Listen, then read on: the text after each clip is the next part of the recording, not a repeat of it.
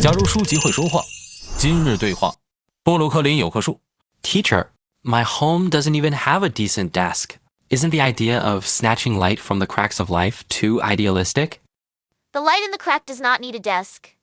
Francie, who used an overturned old wooden crate as a desk, knew that what truly hinders us is not poverty itself, but the despair of believing that no green leaves can grow from the cracks.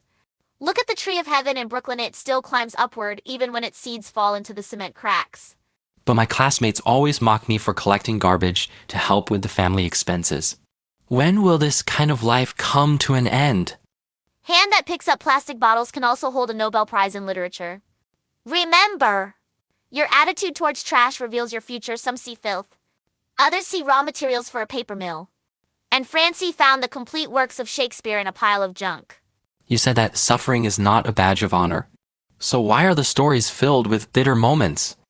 What I aim to convey is not the suffering itself, but the insight that Franny's mother shared when she said, "The third brew is the most fragrant," as she boiled the coffee grounds 3 times, transforming despair into discernment and humiliation into humor. This is the true nourishment that hardship bestows upon us. Working at a fast food restaurant until late at night. How could I possibly have the energy to follow through with your secret base 1,000 books plan? Fran's treehouse library is right on top of the laundry room. If you steal half an hour each day to read 3 pages, in 4 years you'll have finished Les Miserables under the cash register and memorized. Leaves of grass while swaying on the bus dime isn't something you wait for. It's something you pluck from the crevices of life, like dandelion fluff. Can reading really change one's destiny? The books I borrowed were all sold as scrap paper by my landlord. What was sold were paper books, but what remains in your blood is Lady Macbeth's ambition and Jane Eyre's pride.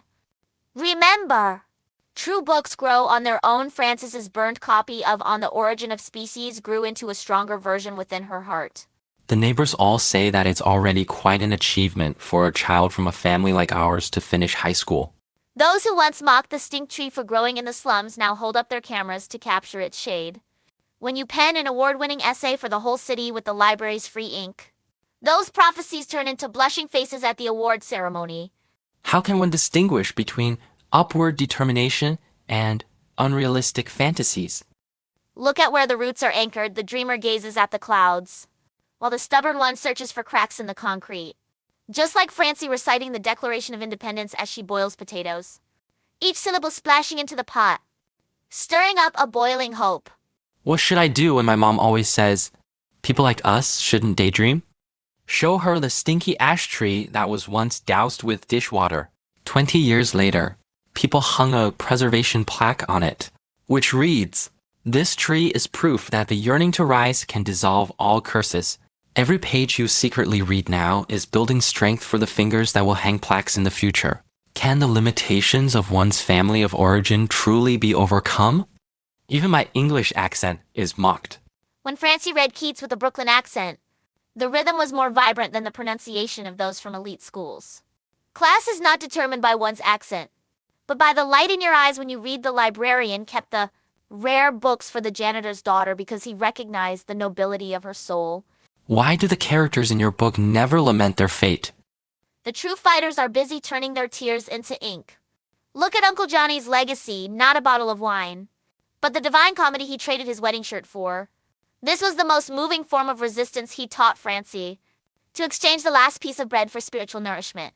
If one can never transcend their social class, does it make sense to persist?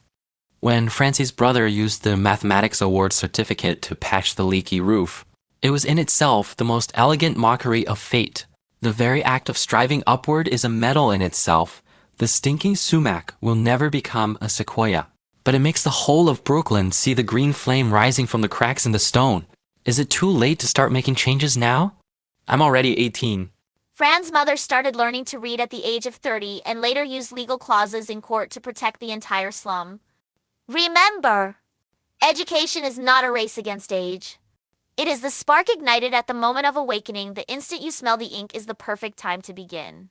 Can you share a true code for personal growth? Fold the corners of the pages you need to read today.